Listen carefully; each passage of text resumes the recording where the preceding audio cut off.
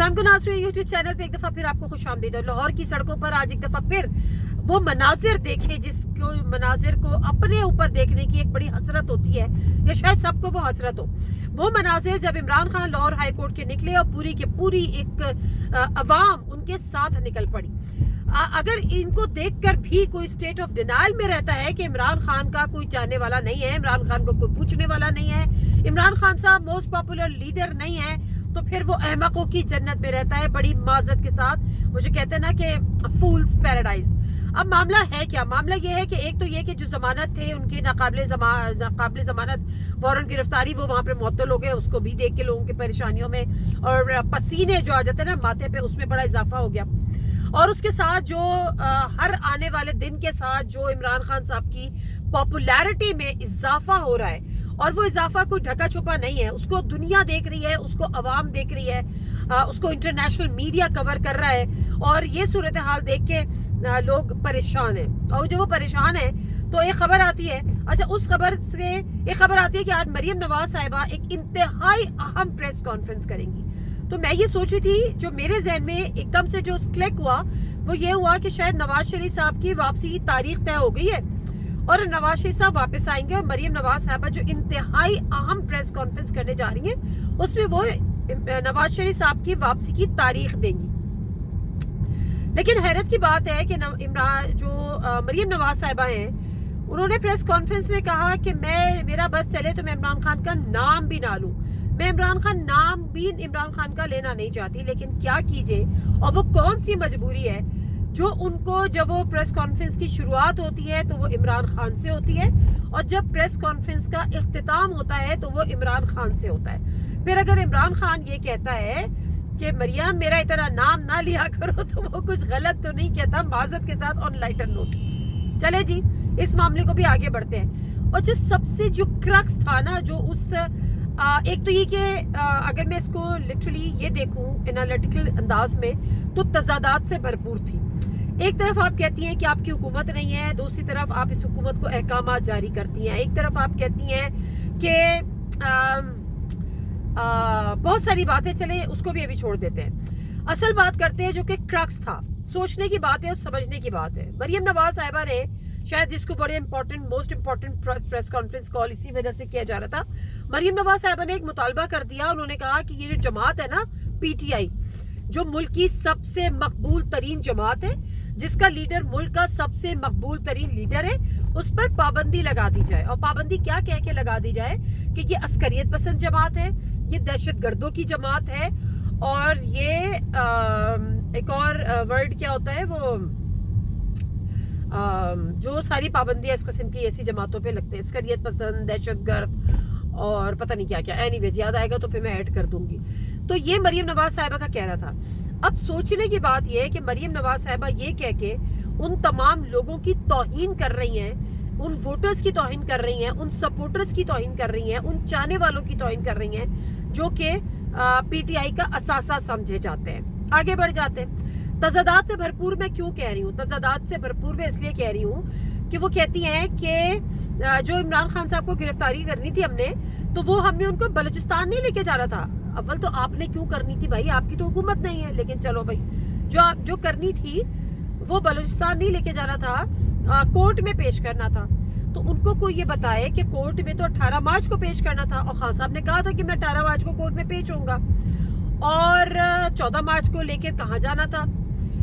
आपके अपने वजीर दाखिला कह चुके हैं कि मैं इमरान खान को बलूचिस्तान की मच जेल की मिर्ची वार्ड में रखना चाहता हूँ, और जब मैं उसको गिरफ्तार करूंगा मैं उसको वहां पर रखूंगा। कोर्ट ने ये बात की, जो फिर इमरान खान साहब ने भी की, कि आप 18 को हाजिर होना था, 18 को पेश करना था, आप 14 को ये सब जो कर रहे थे, आपने ये बीच के 3 दिन उनको कहाँ रखना था? जवाब कुछ नहीं था। यही बात इमरान खान साहब ने की। उन्होंने कहा मुझे गिरफ्तारी देने में नहीं था, लेकिन मैं इसी बात पे अड़ा हुआ था कि जो 3 से 4 दिन ये रखेंगे, कहाँ रखेंगे? बलूचिस्तान लेकर जाएंगे। जो उन्होंने शहबाज गिल के साथ किया, जो उन्होंने आजम सवाती के साथ किया, ये वो सब चीजें करेंगे।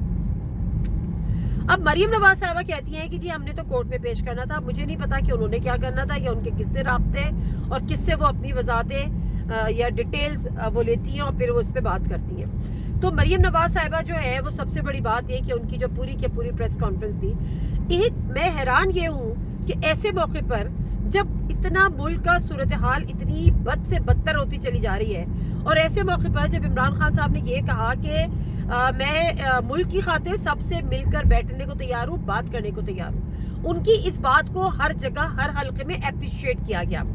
ایون دو پھر فواد چودھری صاحب نے ٹویٹس کے ذریعے اعظم نذیر تارڑ جو کہ شہباز شریف کی حکومت کی، اگر مریم نواز شریف صاحبہ اون نہیں کرتی اس حکومت کو تو ہم بھی اب ان کو یہ کہیں گے کہ جی آپ کی تو آپ کون، ٹھیک ہے، آپ کون.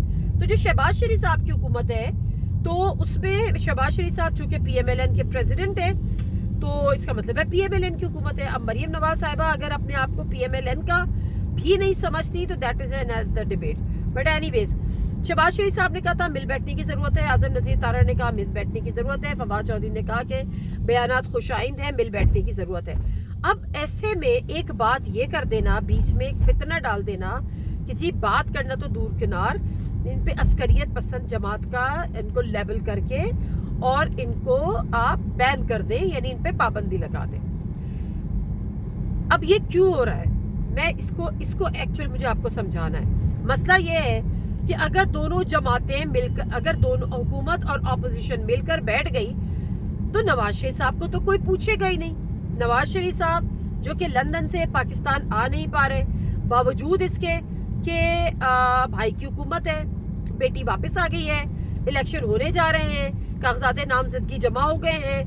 اب ایسے میں اگر یہ سیاسی دشمنیاں بھی ختم ہو جاتی ہیں اور الیکشن کی ڈیٹس پہ بھی کنسنسس ہو جاتا ہے، آگے بہت سارے معاملات پہ کنسنسس ہو جاتا ہے، اکانومی بہتر ہونے لگتی ہے، کچھ اسٹیبلٹی ملک میں آ جاتی ہے، ایک دوسرے کے ساتھ بیٹھنا سیکھ جاتے ہیں، شروع کر دیتے ہیں، ایک دوسرے کی سننا شروع کر دیتے ہیں، ماحول تھوڑا سا بہتر ہوتا ہے تو نواز شریف صاحب کا تو پتہ مکمل طور پر کٹ جائے گا. اصل مسئلہ یہ ہے، اصل مدعا یہ ہے، کیونکہ مریم نواز صاحبہ، میں بارہا یہ بات کرتی ہوں، بہت سارے لوگ اس بات سے میری اگری کرتے ہیں کہ مریم نواز صاحبہ جب تقریریں کرتی ہیں، جب پریس کانفرنسز کرتی ہیں، جب اپنے ورکرز کنونشن سے خطاب کرتی ہیں تو وہ ملک کی ایک لیڈر، ایک آنے والے وقت میں وزیر اعظم کی امیدوار، وزیر اعظم کے عہدے کی یا ایون دو وزیر اعلیٰ پنجاب کے عہدے کی امیدوار نہیں لگتی. وہ صرف ایک غصیلی، ناراض، گھمنڈی بیٹی لگتی ہیں جو کہ اپنے والد کے لیے ایک لڑائی لڑ رہی ہیں. بہت اچھی بات ہے، بیٹی ہمیشہ اسی طرح باپ کے ساتھ کھڑی ہوتی ہیں اور بیٹیوں کی ایک الگ اٹیچمنٹ ہوتی ہے، مگر پھر آپ ملک کی لیڈر نہیں بنتی اگر آپ چیزوں کو بیلنس نہیں کر پاتی، اگر آپ اپنے غصے کو کنٹرول نہیں کر پاتی، اپنی انتقام کی آگ کو بجھا نہیں پاتی تو آپ لیڈر نہیں بن سکتی.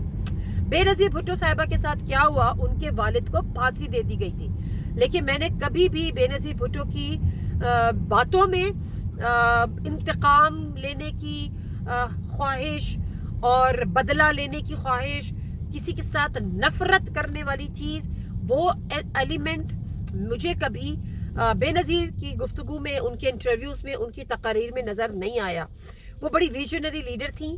تو مریم نواز صاحبہ اتنی کتابیں بھی پڑھتی ہیں تو ان کو یہ بات سمجھ میں آنی چاہیے، لیکن اصل مسئلہ صرف یہ تھا، اور یہ تو ابھی شروعات ہے.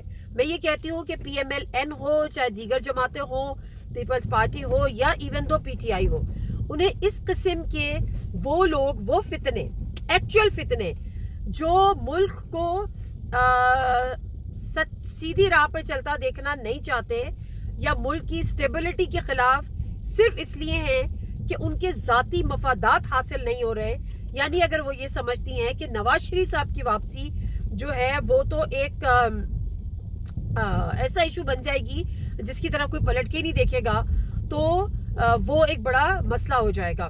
اور جہاں تک نواز شریف صاحب کی واپسی کے تعلق ہے، وہ ایک لندن پلان کے تحت معاہدہ ہوا تھا، کوئی مانے یا کوئی نہ مانے، بٹ وہ ہوا تھا اور وہ ایک ایگریمنٹ تھا.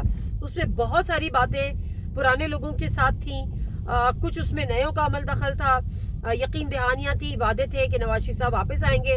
لیکن جس طرح سے وہ جو ایک باجوہ صاحب کہتے ہیں نا کہ ہماری یہ ریڈنگ تھی کہ عمران خان ملک کے لیے خطرناک ہو چکا ہے، وہ بھی آپ کی ریڈنگ غلط تھی. اور اس کے بعد کی جو ریڈنگ تھی کہ عمران خان کو حکومت سے نکال دو اور اس امپورٹڈ گورنمنٹ کو لے آؤ، سب صحیح ہو جائے گا، حکومت جو ہے وہ، عوام جو ہے وہ 2 دن بھی نہیں निकलते किसी के लिए, इमरान खान अपना बैग लेके मुल्क से बाहर चला जाएगा, अल्लाह अल्लाह खैर सल्ला, वो रीडिंग भी आपकी गलत साबित हुई। तो इसी तरह से मामला ये है कि अब ये जो रीडिंग्स गलत साबित हो रही हैं, इसकी वजह से नवाज शरीफ साहब वापस नहीं आ पा रहे, और नवाज शरीफ साहब मिन्नते तरले करने के बाद अब फुल धमकियों के मूड में है। कल जावेद लतीफ साहब की जो हमने प्रेस कॉन्फ्रेंस देखी, वो बिल्कुल यही मुद्दा था कि हुकूमत बता दे कि इमरान खान साहब को गिरफ्तारी करने में, ना करने में क्या रुकावट पेश आ रही है, कौन रुकावट पेश कर रहा है, कौन आप फैसिलिटेटर की बात करते हैं, आपको कोर्ट मार्शल की ऑर्डर्स देने से किसने रोका है?